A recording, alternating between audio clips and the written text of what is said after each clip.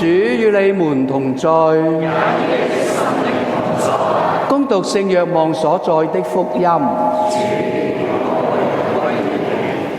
那時候，耶穌對門徒說：你們若愛我，就得遵守我的命令。我也要求父賜給你們另一位護慰者，以便與你們常在一起。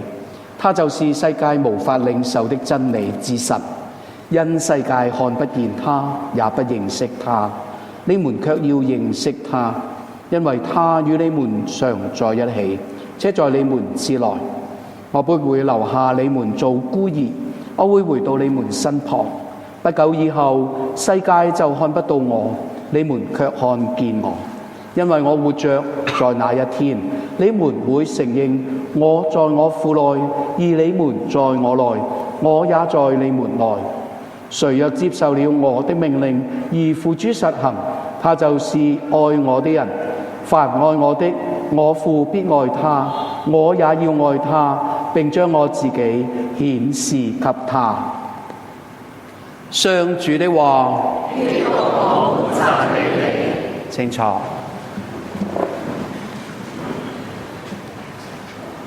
喺今日嘅讀經裏面，我哋好清楚睇到耶穌預許聖神。佢話聖神將會降臨，領受嘅人會明白真理。咁我哋點樣去理解聖神呢？咁我諗用一個現代嘅類比方法。咁啊，如果大家咧有知道咧，而家好多啲學生咧放咗學之後，好多學生會去邊㗎？唔係即刻返屋企嘅喎，而家啲學生放咗學去邊㗎？補習社。啱啦。你將聖神降臨咧，就係諗補習社就啱啦。啲學生咧上堂咧，好多時都唔係好聽書，聽80已經好叻啦，可能聽一半。咁咧好多爸爸媽媽就抌去補習社，咁啊補習老師咧幫佢補底。天主耶穌基督派聖神嚟咧，你用呢個觀念去諗呢個類比。耶穌講咗好多嘢，行咗好多奇蹟，我哋唔係一定一時間明白得晒嘅。我哋需要有個補習老師咧，幫我哋繼續補充我哋唔明嘅。聖神降臨就係咁啦。咁至於聖神嘅神恩啊，或者特別嘅其他嘅一啲意義咧，神學上嘅意義啊，信仰上嘅意義，我哋留翻聖神降臨節先至詳細討論。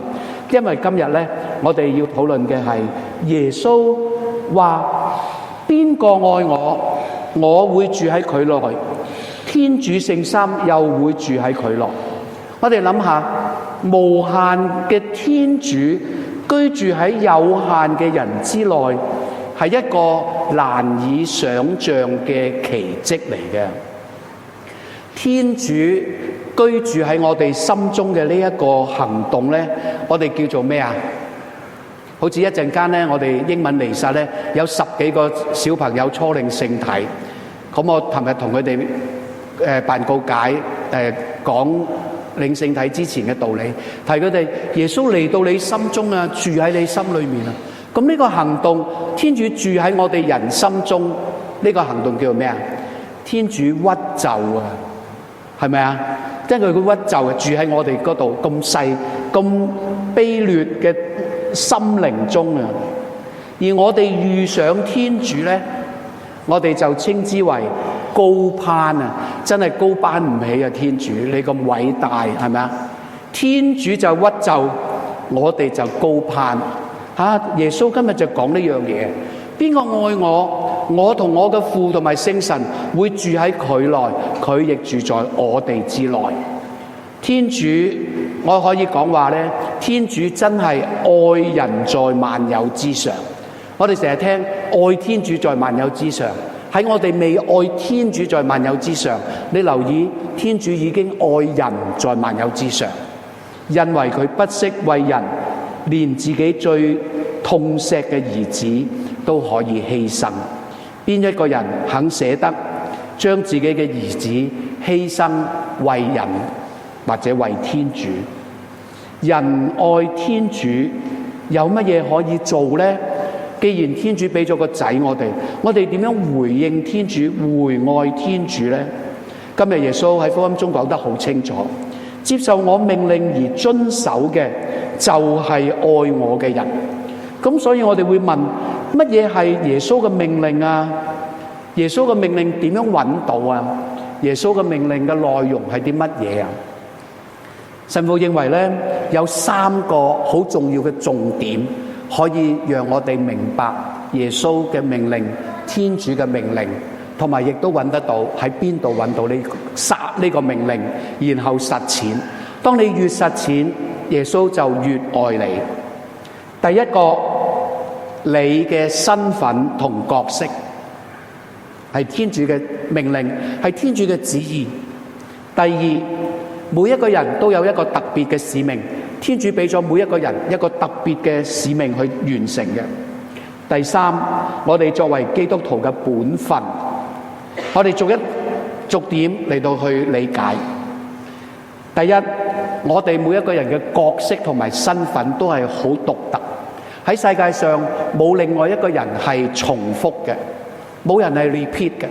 就算係孖生兄弟姊妹，佢哋都唔同嘅。不單止可能有啲樣係少少唔同，就算你話睇佢哋採集指紋，個個都唔同嘅，係冇人同。跟住性格都會唔同嘅，每一個人都咁獨特。所以我哋每一個人首先第一樣回應天主，天主創造我，因為基於愛，天主又做我咁獨特，不可取替。我哋就要喜樂並活好你嘅生命、人生同生活。喜歡我是我。好多人呢，即係神父都做輔導嘅，好多人嗰啲問題呢係接受唔到自己，唔肯接受嗰一個我。點解天主造成我係咁？點解媽生成我係咁？有啲人自我接受都接受唔到嘅，然後佢哋用咗好多身外之物嚟到去俾自我認同。點解有啲人去追求啲物欲啊，係追求一啲外在嘅肯定啊，自己唔識肯定自己，自己唔識得欣賞自己，唔識得鼓勵自己嚇。所以你第一個就係喜歡自己，愛呢個天主做嘅咁獨特嘅你。呢個並唔表示住話鼓勵你自大，反而係鼓勵你有自信同埋知足，明白同埋欣賞自己嘅獨特性。唔需要同別人比較同計較。我哋生活好多時嘅困境、艱難、痛苦，都係嚟自比較同計較嘅。我唔夠邊個咁好，我又唔夠邊個咁高，又唔夠邊個咁叻。呢個比較，你欣賞翻自己。天主做你，有你特別嘅位置，你唔需要同人比較。佢有佢嘅使命，佢有佢嘅身份，佢有佢嘅角色。我係點樣呢？欣賞翻天主俾你嘅獨特。另一樣，唔需要計較。好多時我哋人嘅唔開心係嚟自計較，邊個蝕底啲，邊個好啲，邊個叻啲，邊個多啲。當你連計較呢啲得失長短，你都能夠放得下，你一定開心自由嘅。無需要羨慕任何人。活一個自如又快樂嘅自己，呢個係天主喺我哋每個人身上第一個旨意。第二個旨意，每一個人都有一個特別嘅使命。天生我材必有用，喺你身上總會有一個專長，有一種特質，一個特別嘅性格或者特別嘅技能，係冇人可以取代你嘅。我哋要喺祈禱中求天主指引我哋揾到呢一個特質同埋使命。特別呢一個獨特嘅恩賜，必然係同天主嘅計劃扯上關係嘅。天主唔會無端端俾你呢個特質嘅，一定係要呢個特質去配合佢嗰個計劃嘅。要喺深入嘅祈禱中去明白天主喺你身上嘅意思，完成天主喺你身上所要完成嘅使命，同埋佢對你嘅交託。第三點，基督徒嘅本分。我哋話天主做呢個獨特嘅我，冇人可以取代。天主俾每一個人特別嘅使命，冇人可以取代。不過第三點，我哋都有好多共同點嘅，就係基督徒嘅本分。基督徒嘅本分講得最多嘅就係咩呢？福傳，向人介紹天主。你唔需要一定好似神父、修女、修士去讀神哲學，向人講道、解釋聖經，但係你有好多方法讓人吸引人嚟到認識天主。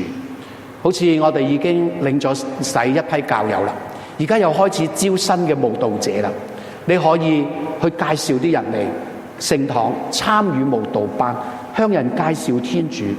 而向人介紹天主最好嘅方法，特別用嘅方法就係用你愛主愛人嘅生活表樣嚟到去演繹福音，即係話用你嘅善言善行吸引別人，做一個有魅力嘅基督徒，使人喺我哋嘅言行中睇到天主嘅良善。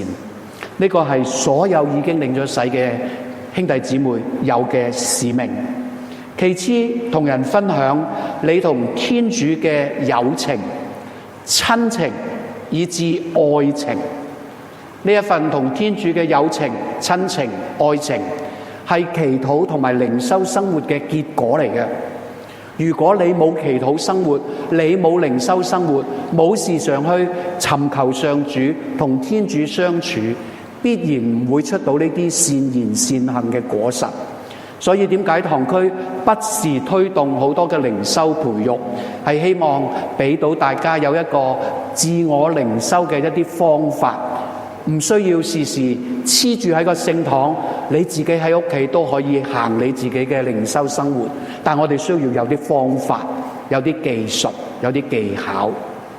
天主幾時當你喺生活中感應到天主係我窮一生值得為佢赴湯蹈火嘅唯一個人，相信呢一份嘅同天主嘅愛情、感情同埋親情就好成熟啦。願我哋能夠喺我哋自己咁獨特嘅身份角色中，喺天主俾我哋每一個人好獨特嘅使命同埋專長中，喺我哋基督徒嘅使命中，我哋能夠揾到天主嘅聖意所在。